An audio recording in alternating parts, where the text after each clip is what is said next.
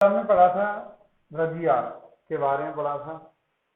इल्तुतमिश और कुतुबुद्दीन ऐबक को हमने समाप्त कर लिया है और रजिया के बारे में हमने लास्ट में ये पढ़ा था कि रजिया की जो मृत्यु थी वो 14 अक्टूबर 1240 को कैथल में कर दी गई। कहाँ कर दी गई? कैथल में कर दी गई। कैथल कहाँ है? हरियाणा। यहाँ तक हमने क्या किया था? पढ़ लिया था।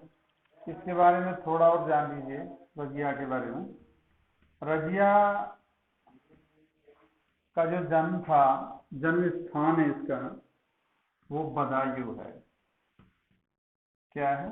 बदायूं। और ये बदायूं उत्तर प्रदेश में हाल फिलहाल में जिला है। वहाँ इसका जन्म हुआ था रजिया का।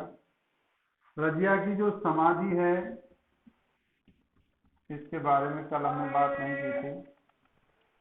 रजिया की जो समाधि है वो 2 स्थानों पर है। एक चांदनी चौक दिल्ली, चांदनी चौक दिल्ली में, और चांदनी चौक दिल्ली के अलावा एक कैथल में जहां इसकी मृत्यु हुई थी। एकमात्र शासिका है, महिला शासिका, जिसकी 2 स्थानों पर क्या है? समाधि है। इसको आप याद रखेंगे। और जन्म स्थान इसका कहाँ है? बदायूं उत्तर प्रदेश में है। और समाधि स्थल कहाँ है? चांदनी चौक दिल्ली में है और एक कैथल हरियाणा में।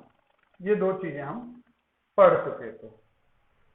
तो इसके बाद रजिया की जब मृत्यु हो जाती है 14 अक्टूबर, बहुत से विद्वान 13 अक्टूबर भी इसकी डेट बताते हैं। ठीक है, 13 अक्टूबर 1240। और बहुत सी किताबों में से क्या किया गया है? 14 अक्टूबर 1240। लेकिन आपको याद रखना है 14 अक्टूबर 1240 को याद रखना है। आगे स्थितियां ये हैं कि इसमें अब क्योंकि रजिया और अल्तुनिया इसके जो हस्बैंड थे, इसके पति थे, उनकी कैथल में पेट के नीचे हत्या कर दी जाती है डाकुओं द्वारा। इसके बाद रजिया से ही, यानी कि रजिया से शुरू होकर और नासिरुद्दीन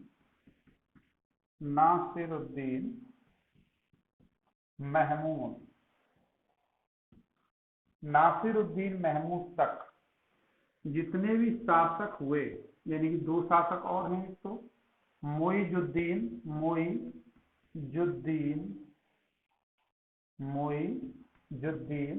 बहराम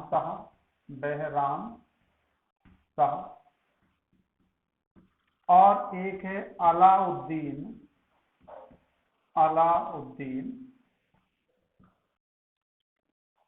मसूद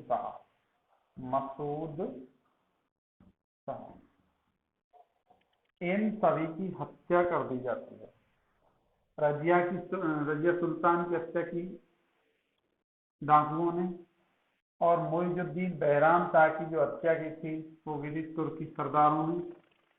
अलाउद्दीन मसूद शाह की जो हत्या की थी वो भी तुर्की सरदारों ने की थी। और नासिरुद्दीन महमूद की जो हत्या की थी वो बलबन में जहर देकर की। यानी रजिया से ही सल्तनत काल जो है हत्याओं का काल कहा जाता है। रजिया से लेकर और नासिरुद्दीन महमूद तक का काल क्या कहलाता है? दिल्ली सल्तनत में ये कहलाता है हत्याओं का काल। तो हम रजिया के बाद अगला सुल्तान आता है।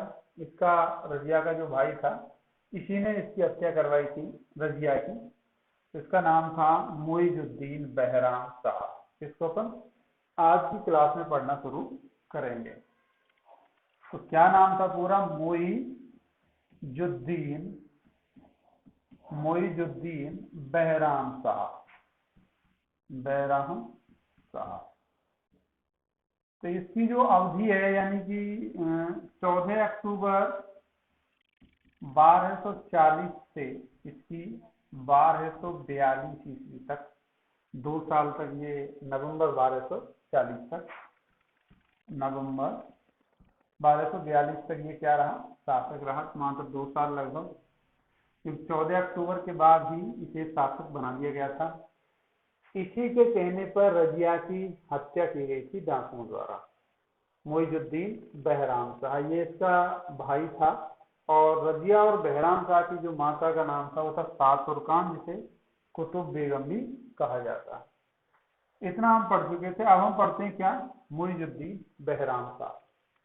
ये जो बहराम शाह था, इसकी स्थितियां ये थी कि इसने सबसे पहले सल्तनत काल में एक पद जो था उसको उजागर किया। उस पद का नाम था नायब। नायब पद इसने बनाया। इसे उस टाइम की फारसी भाषा में नायब ए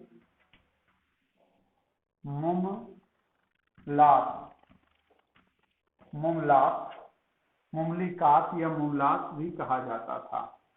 अब नायब का जो पद था, नायब का जो पद था, ये सुल्तान के बाद दूसरा पद था।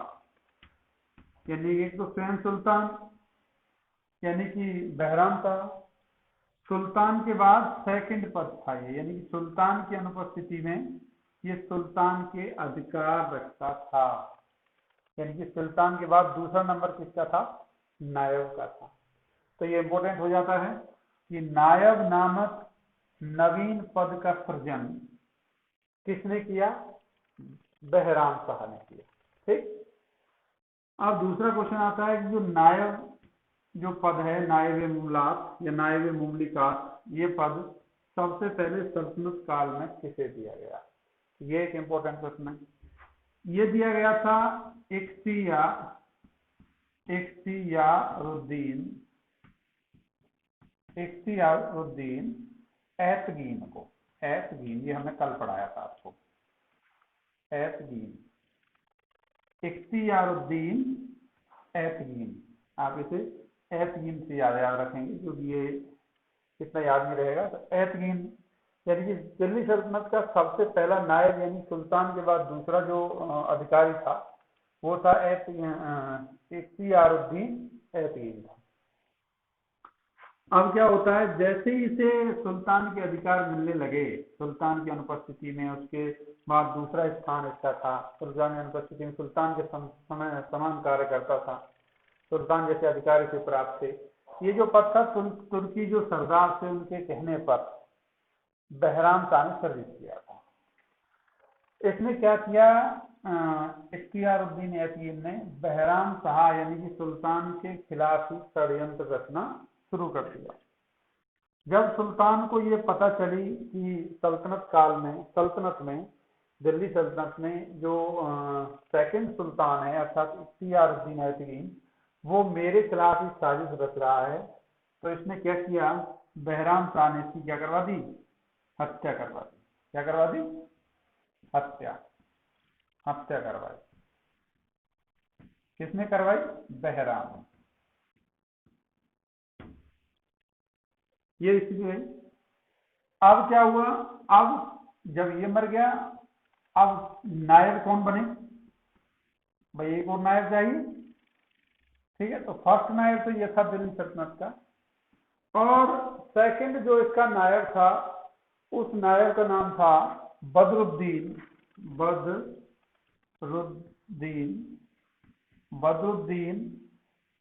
शंकर रूमी खां। क्या नाम था, रूमी खां। देखना कैसे हत्याएं होती है। फर्स्ट नायब इख्तियारुद्दीन ऐतगीन की हत्या करवा दी बहराम शाह ने षड्यंत्र रचने के कारण। अब सेकंड नायब किसको बना दिया, बदरुद्दीन शंकर रूमी खां को बना दिया। किसने, बहराम शाह ने बना दिया। इसके बाद क्या होता है, कुछ समय बाद, कुछ महीने बाद, लगभग 3 से 4 महीने बाद, बदरुद्दीन शंकर रूमी ने भी अपने अधिकारों का उपयोग करते हुए बहराम शाह के खिलाफ षड्यंत्र रचना शुरू कर दिया। इसके बारे में भी इसको पता चल गई। अब जब पता चल गई तो क्या हुआ, इसने भी एक अभियान पर इसे भेजा और उस अभियान पर जाने से पहले ही बदरुद्दीन शंकर रूमी की बहराम शाह ने क्या करवा दी, हत्या करवा दी। यानी कि ये करीब 1242 के आसपास की बातें हैं जब बदरुद्दीन शंकर रूमी की हत्या की गई। इसके बाद स्थितियां क्या रही कि 1241 ईस्वी में, ये आपकी बातें समझ में आ गई होंगी, बहराम शाह 14 अक्टूबर 1240 को शासक बना, नवंबर 1242 तक रहा। इसने सल्तनत काल में सर्वप्रथम नायब नामक पद जो था वो बनाया और सबसे पहले, यानी कि नायब का हिंदी अर्थ ये समझ लीजिए कि सेकंड सुल्तान था, सेकंड सुल्तान होता था। तो सबसे पहले दिल्ली सल्तनत का नायब कौन था, इख्तियारुद्दीन ऐतगीन था और इसकी हत्या षड्यंत्र रचने के कारण बहराम शाह के खिलाफ इसने करवाई।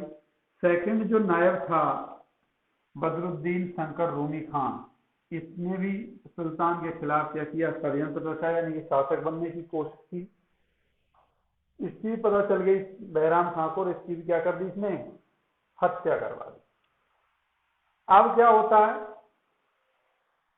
लगभग इस हत्या से पहले, यानी कि बदरुद्दीन शंकर रूमी की हत्या से पहले 1241 में मंगोल आक्रमण होते हैं। मंगोल आक्रमण,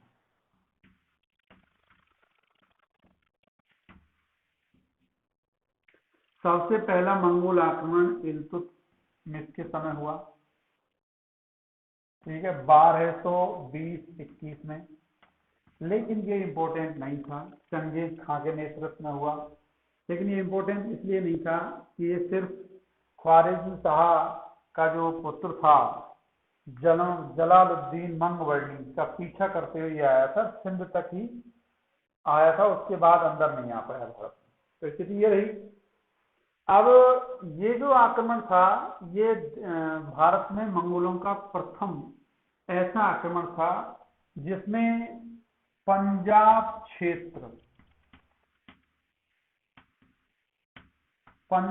क्षेत्र तक मंगोल आ गए।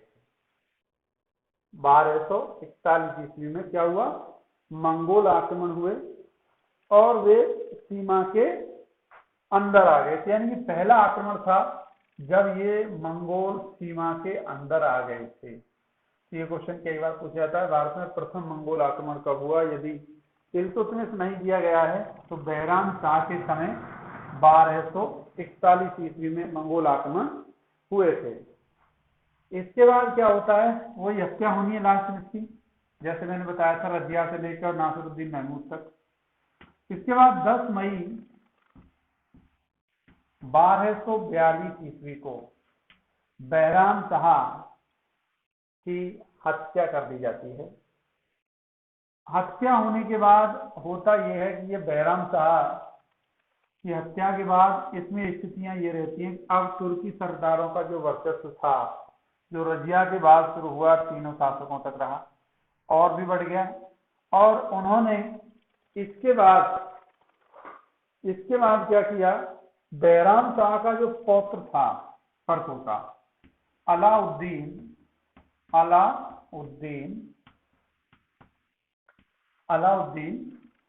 मसूद शाह को शासक बनाया। अलाउद्दीन मसूद शाह को इन्होंने क्या किया, शासक बना दिया। कब बनाया, 10 मई 1242 से 1246 तक। ये 2 वर्ष रहा, ये लगभग 4 वर्ष रहा। अलाउद्दीन मसूद शाह को, यानी कि ये बहराम शाह का क्या था, पौत्र था, और इसे शासक बना दिया अमीर तुर्कों द्वारा। अब हम पढ़ेंगे किसको, अलाउद्दीन मसूद शाह को पढ़ेंगे।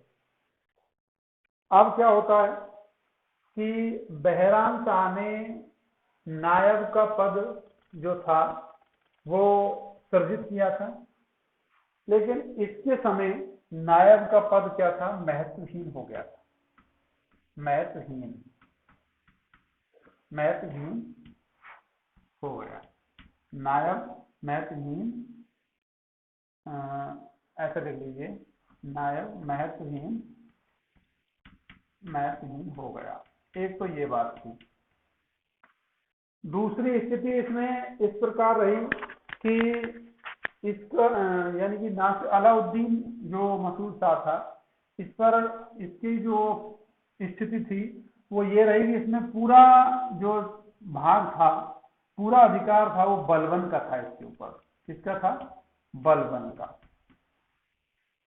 बलबन का पूरा अधिकार था। बलबन को रजिया ने अमीर शिकार पद पर नियुक्त किया था। अमीर शिकार पद पर रजिया ने क्या किया था? इसको अमीर शिकार पद पर नियुक्त किया था। और यानी कि बलबन जो था अमीर शिकार पद पर रजिया के समय रहा।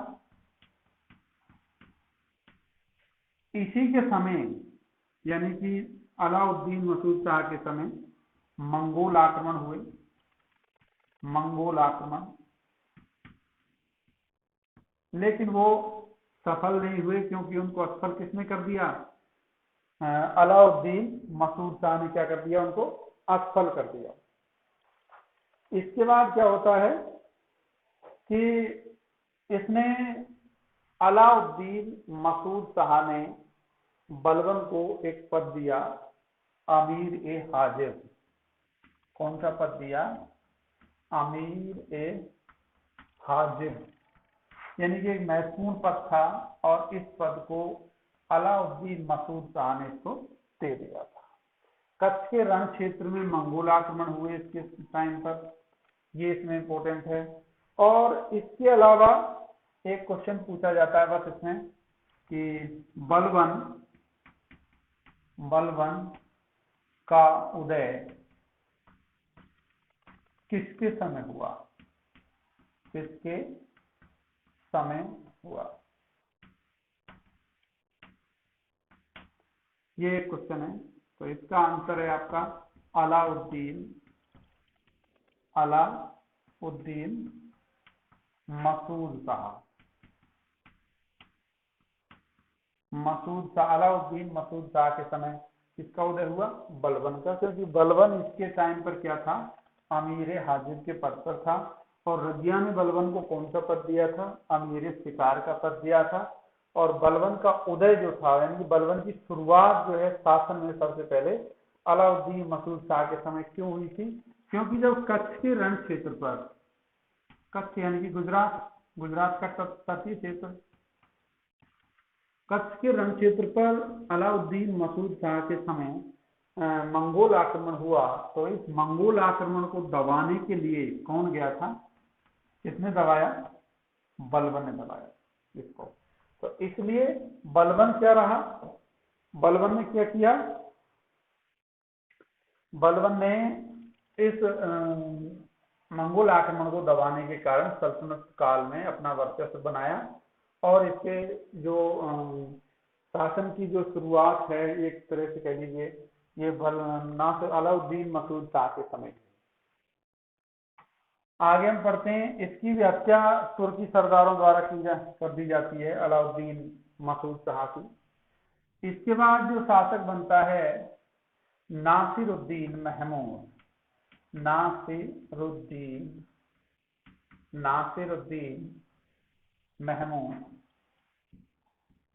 महमूद शासक बनता है। ये 1242 था, 1246 से 1266 तक, यानी कि 1242 से 1266 तक शासक रहा। तो इसने शासन किया। इसके बारे में एक विद्वान है हसन निजामी।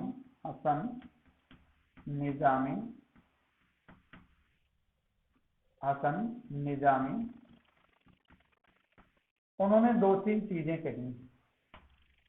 नंबर 1 बात, यह सुल्तान टोपी सिलता था। ये क्यों सिलता था उसका बताएंगे अभी। टोपी सिलता था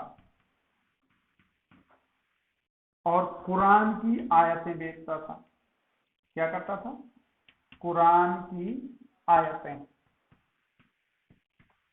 क्योंकि उस टाइम 2 कॉपी तो कर नहीं सकते थे, मशीन थोड़ी सी उस टाइम, तो मशीन नहीं थी तो क्या करता था, ये कुरान में से, कुरान को खोलकर उसमें से टिप्पणियां लिख के, अच्छी बातें लिख के, और उनको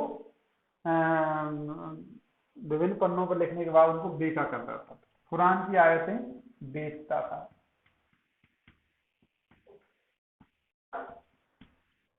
अब स्थिति ये रही, साहब ये ऐसा काम क्यों करता था भाई? ये तो सिर्फ गरीब लोग करते हैं टोपी सिलने का काम अपनी आजीविका चलाने के लिए, या व्यापारी लोग करते हैं अपनी आजीविका चलाने के लिए, ये लेकिन ऐसा काम क्यों करता था? क्योंकि नासिरुद्दीन महमूद जो था, इस पर पूरा अधिकार किसका था? बलबन का। यानी कि सबसे अधिक तुर्की सरदार इसके समय सक्रिय थे। हसन निजामी ने ये भी लिखा है कि ये तुर्की सरदारों के बिना नासिरुद्दीन महमूद अपने हाथ पैर भी नहीं हिला सकता। तो ये स्थिति थी। तो बलबन क्या था? इसके समय सबसे अधिक वर्चस्व में था। बलबन ने क्या किया? चालाकी से अपनी जो पुत्री थी उसका विवाह कर दिया। पुत्री का विवाह कर दिया किसके साथ?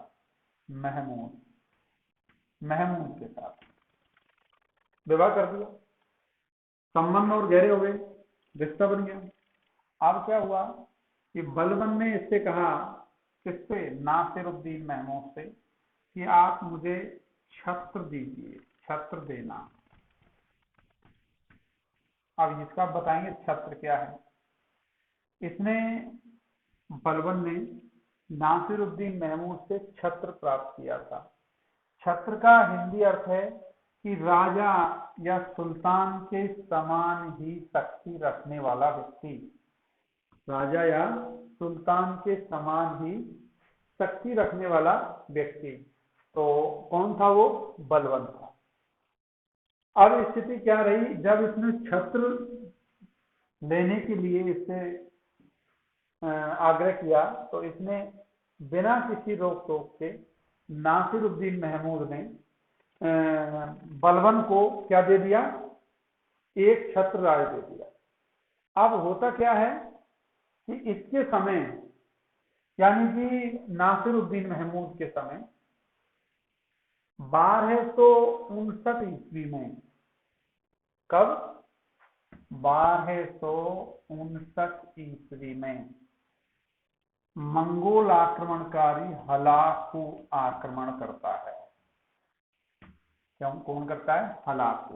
1259 ईस्वी। यह पंजाब और सिंध पर अपना अधिकार जमाने की कोशिश करता है और जमा भी लेता है। फिर अंततः बलबन को भेजा जाता है और बलबन 1259 ईस्वी के अंतिम वर्षों में, अंतिम समय में हलाकू को पराजित करके कहां भेज देता है? वापस मंगोलिया भेज देता है। अब क्या होता है कि इसमें जो बलबन था, इसके बाद बलबन ने 2 महत्वपूर्ण पद प्राप्त किए नासिरुद्दीन महमूद से। एक तो अमीर ए हाजिब, पहले भी था ये, अमीर ए हाजिब, ये पद प्राप्त किया। और दूसरा पद जो था वो था नायब का, ये प्राप्त किया। ठीक है। और तीसरा जो पद था, इसे याद रख लेना, वजीर का। वजीर का पहले मैं बता चुका हूं, एक बार तुम सुन लीजिए। वजीर का हिंदी अर्थ होता है पीएम, प्रधानमंत्री। यानी कि जो नासिरुद्दीन महमूद था, इसका प्रधानमंत्री कौन था? बलबन था। इसके बाद क्या हुआ, और ये जो नासिरुद्दीन महमूद था, इसका दरबारी कवि क्या, और उसका काजी मिनहाज उस सिराज, ये एक विद्वान है जिसने पुस्तक लिखी है तबकात ए नासिरी, नासिरी या मासिरी एक ही बात है। तबकात नासिरी, यह महमूद का क्या था, महमूद का काजी था। अब आप कहोगे साहब काजी कौन है? वजीर तो मैंने बता ही दिया आपको। वजीर का अर्थ क्या था? प्रधानमंत्री था। और काजी का अर्थ होता है न्याय करने वाला, न्यायाधीश। यानी कि महमूद का न्यायाधीश कौन था? मिनहाज और सिराज। इसमें जो पुस्तक लिखी तबकात ए नासिरी, ये 2-3 बार क्वेश्चन आ गया है कि मिनहाज और सिराज ने तबकात जो मासिरी या नासिरी जो पुस्तक लिखी, उस पुस्तक को किसको समर्पित किया था? तो किसके लिए दी थी वो पुस्तक? नासिरुद्दीन महमूद को। ये अच्छा क्वेश्चन है, एक बार पुनः सुन लीजिए। मिनहाज और सिराज नामक विद्वान ने तबकात ए नासिरी नामक पुस्तक किसके लिए दी थी? तो उसका अर्थ बताएंगे आप क्या? नासिरुद्दीन महमूद को दी। ये आप याद रखेंगे, ये स्थितियां थी। अब आगे चलते हैं इसमें। इसके बाद क्या हुआ कि पूरा बलबन का अधिकार हो गया किसके ऊपर? यानी कि ये तो एक राजा कठपुतली था, सुल्तान क्या था? कठपुतली था और बलबन के इशारे पर ये नाचता, टोपी सिलता था, अपना गुजारा करता। सोच लीजिए कि सुल्तान की कैसी हालत है, ये टोपी सिलता था, कुरान की आयतें देखता। ठीक है, तो इससे ये प्रतीत होता है कि पूरा जो अधिकार था, राजस्व संबंधी अधिकार थे, सैनिक संबंधी अधिकार थे, या और जितने भी अधिकार होते हैं, कर वसूली संबंधी अधिकार थे, सारे अधिकार किसके पास थे? बलबन के पास। यानी यदि ये यहाँ ये कहा जाए कि बलबन ही सुल्तान था, तो इसमें कतई कोई दिक्कत नहीं। अब क्या होता है, इसमें स्थिति ऐसी रही कि इसके समय नासिरुद्दीन महमूद के समय एक स्थिति और है कि इसने जब बलबन को लगा कि यार अब तो स्थिति ये है कि मैं हो गया बस इतना, ये राजा बहुत बन लिया, अब अपना देखते हैं कुछ। ठीक है, अब क्या होता है इसके बाद बलबन ने खाने में, इसके खाने में, क्योंकि इसका जो खाना था उसको बलबन ही चखता था, तो बलबन ने इसके खाने में क्या कर दिया? जहर दे दिया, जहर मिला दिया। और इसको खाने के बाद, जहर को खाने के बाद 1266 ईस्वी में इसकी मृत्यु हो जाती है। यानी कि अब तक हमने जो पढ़ा उसको कहने का मतलब ये है, अब तक जो पढ़ा वो सभी ऐसे मरे। रजिया को डाकुओं ने मार दिया, बहराम शाह को तुर्की सरदारों ने मार दिया, अलाउद्दीन जो मसूद शाह था उसको नासिरुद्दीन महमूद शाह को भी ऐसे मार दिया जहर देकर। अब क्या होता है इसमें कि एक चीज और थी, एक प्रश्न आता है कि बलबन को उलगू खान, उलग खान की उपाधि किसने दी? उलग खान की उपाधि किसने दी थी? नासिरुद्दीन महमूद ने। किसने दी थी? नासिरुद्दीन महमूद ने। ये क्वेश्चन कई बार आ चुका है। तो ये समझ आया बात कि 1266 ईस्वी में बलबन ने इसके खाने में, नासिरुद्दीन महमूद के खाने में क्या मिला दिया? जहर मिला दिया। और अंततः 1266 ईस्वी के बाद और 1290 ईस्वी तक कौन रहा शासक? छोटे मोटे शासक हुए उसके बाद, तो बलबन के बाद उनका कोई महत्व नहीं है, लेकिन 1266 के बाद क्या हुआ? बलबन शासक बना। अब हम क्या पढ़ेंगे? बलबन। इसका पूरा नाम था गयासुद्दीन। गयासुद्दीन बलबन 1266 ईस्वी में शासक बना। इसके बचपन का जो नाम था वो था बहाउद्दीन। क्या नाम था? बहाउद्दीन। इसके क्या था? बचपन का नाम था। इसके बाद क्या होता है कि बलबन जो है वो एक बड़ा ही महत्वाकांक्षी राजा है, सुल्तान था, और यह इसने एक सिद्धांत दिया, राजत्व का सिद्धांत, राजत्व का सिद्धांत। इस सिद्धांत के अनुसार इसने दो तीन बातें कही कि सुल्तान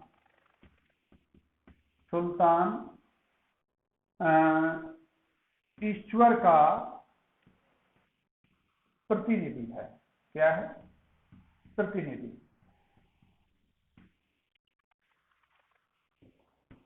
सुल्तान, इसके समय सुल्तान से सिर्फ वजीर ही बात कर सकता था। वजीर मतलब प्रधानमंत्री, वही बात कर सकता था, वही बात करता।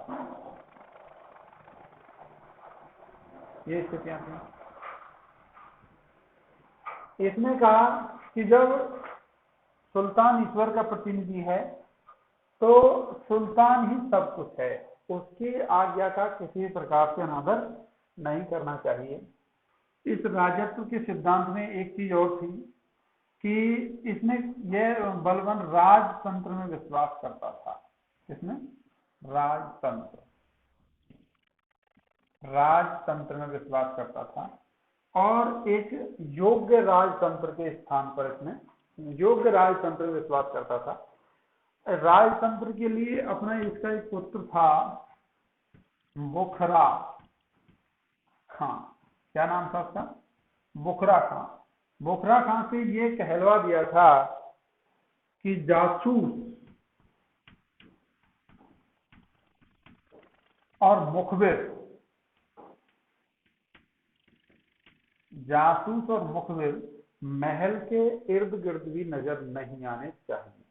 यानी कि सोच लीजिए आप, जासूस और मुखबिरों से इसको कितनी नफरत थी। इसका पुत्र था बड़ा छोटा, इसका नाम क्या था? बुखरा खां। इससे ये कहलवा दिया कि जासूस और मुखबिर महल के इर्द गिर्द भी नजर नहीं आने चाहिए। दूसरा इसने कहा कि मेरे जो धमनी और सिराएं हैं उनमें नीच जात को देखकर उनमें जो ब्लड का सर्कुलेशन है वो क्या होता है? बढ़ जाता है। यानी कि नीच जात के विरोध, नीच जात से क्या करता था? नीच जात को ये छूत समझता था, एक बेकार समझता था कि ये बेकार हैं, कुछ नहीं कर सकते, ना सैनिक सेवा में इनका कोई योगदान है, ना राज्य के लिए, ना राजस्व संबंधी कोई इनका योगदान हो सकता है। तो ये इसकी एक गलत भावना, ऐसा नहीं है। तो इसने ये बातें कही सुल्तान के लिए। अब इसने एक दो चीजें और करी, यानी कि एकता जो प्रथा थी जो इल्तुतमिश ने चलाई थी, तो एकता जो प्रथा थी शुरुआत में चालू, मैंने दो तीन बार बता दिया इसको, शुरुआत में चालू की मोहम्मद गौरी ने, उसके बाद सुदृढ़ संस्था के रूप में इल्तुतमिश ने शुरू किया। उसके बाद इसमें कुछ सुधार किए, अलाउद्दीन खिलजी में से बंद कर दिया और फिर उस तुगलक ने पुनः चालू कर दिया। ये था इसके बारे में।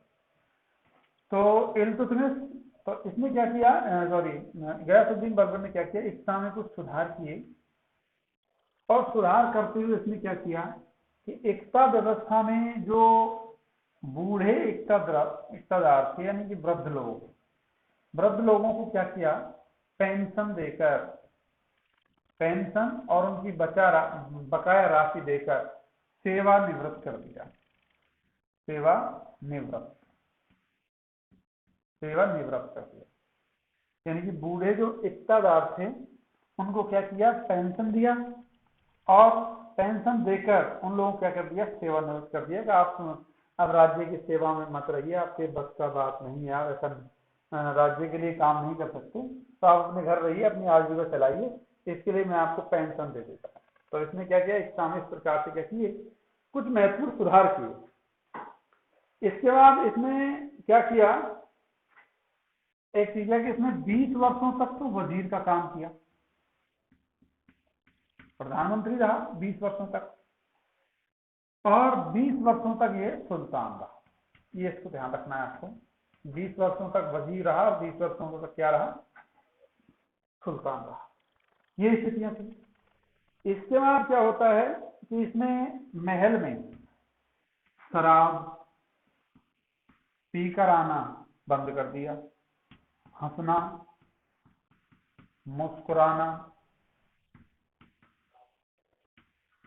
मुस्कुराना, ये सारी चीजें क्या की, बंद कर। यानी कि कोई भी सैनिक, असैनिक, कोई भी फरियादी व्यक्ति महल में शराब पीकर नहीं आएगा, और कोई भी मंत्रणा चलते समय कोई भी ना हंसेगा और ना कोई मुस्कुराएगा। इसके बाद क्या हुआ, न्याय के लिए इतना सटीक आदेश इसने दिया था कि न्याय में बिल्कुल भी किसी प्रकार की कोताही नहीं बरती जाएगी। तो इसका एक उदाहरण मैं आपको दे रहा हूं। इसका एक उदाहरण था, इसका एक चचेरा भाई था शेर खां। क्या नाम था उसका? शेर खां। शेर खां। तो इसने एक छोटी सी गलती के लिए शेर खां को क्या कर दिया था, जहर देकर मरवा दिया था। ठीक है, जहर देकर क्या किया था, मरवा दिया था। इसके बाद इसमें स्थितियां कुछ विकट रही इसके सामने। इसने एक दो चीजें और की कि ईरानी त्योहार था, ईरानी त्योहार, ईरानी त्योहार क्या नाम था उसका, नौरोज। नौरोज को प्रतिवर्ष मनाना शुरू कर दिया, और अपना स्वयं का, ये हालांकि इलवारी वंश का था, लेकिन स्वयं का इसने स्वयं को ईरानी बताया, ईरानी बताया। और ये फारस जो ईरान है वहाँ अफासियाब वंश का बताया अपने आप को। मैं इस वंश से संबंधित हूँ, मेरा जो वंश है वो खानदानी है, उच्च वर्ग से संबंधित है। इसलिए यह नीच जात से जाकर क्या करता था, द्वेष भावना रखता था कि नीच जात के लोग महल, और नीच जात के लोग और जासूस और मुखबिर महल के इर्द गिर्द भी नहीं खटकनी चाहिए। ये इसने क्या कहा था, अपने पुत्र था इसका छोटा बुकरा खां, उससे ये बात कही थी कि ये ऐसी स्थितियां। तो अफ्रीकियाई तुर्क था ये, तो ये इसका वंश है। इस प्रकार बलबन ने जो महत्वपूर्ण कार्य किए, उन्हें महत्वपूर्ण कार्यों में एकता प्रथा में इसने सुधार किया। इसके लिए जो घोड़े, जो हाथी थे, ये हाथी और घोड़ों में बड़ा विश्वास करता था। हाथी से बंगाल से मिलते थे, बंगाल व असम से, ठीक है। और घोड़ों के लिए इसे शिवालिक की जो पहाड़ियां हैं उन पर ही आश्रित रहना पड़ता था, क्योंकि मंगोल आक्रमण के कारण मंगोलिया से या अफगानिस्तान से घोड़े मंगाना इसके लिए बहुत ही दूभर काम था, बहुत विचित्र काम था। और एक बार इसने ये भी आदेश दिया था बुकरा खां को कि आप सेना का जो खर्चा है उसमें से कुल आय का आधा अपने लिए, अपने विपत्ति के लिए रखिए। यानी सेना से जो राज्यों से जो राजस्व प्राप्त हो रही है, जो क्षेत्रों से राजस्व प्राप्त हो रहा है, उसमें से आप आधा, ये बात किससे गई थी, बुकरा खां से गई थी, उसमें से आप आधा अपनी विपत्ति के लिए, यानी कि आपातकाल के लिए बचा कर रखिए। ये बात किसने कही थी, बलबन ने कही थी। इसका पुत्र था बड़ा छोटा बुकरा खां, उससे ये बात कही। बाकी जो पार्ट है बलबन का, अगला पार्ट जिसकी हम आगे चर्चा करेंगे। उसके बाद बलबन के बाद यानी कि बलबन की इसके बाद जो टॉपिक है वो ये है कि इसने कौन कौन से अभियान किए और उनमें क्या क्या इसकी स्थितियां रही। जिस प्रकार से हमने इल्तुतमिश को पढ़ा था, पहले थोड़े कार्य पढ़े थे और अगले वीडियो में हमने क्या देखा था, उसके क्या देखे थे, युद्ध अभियान देखे थे। तो इसी प्रकार अब इसमें अगला जो वीडियो है वो गयासुद्दीन बलबन के जो अभियान हैं उसके लिए आएगा, और ये इसके कुछ कार्य थे जो मैंने आपको बता दिए। ठीक है, थैंक यू।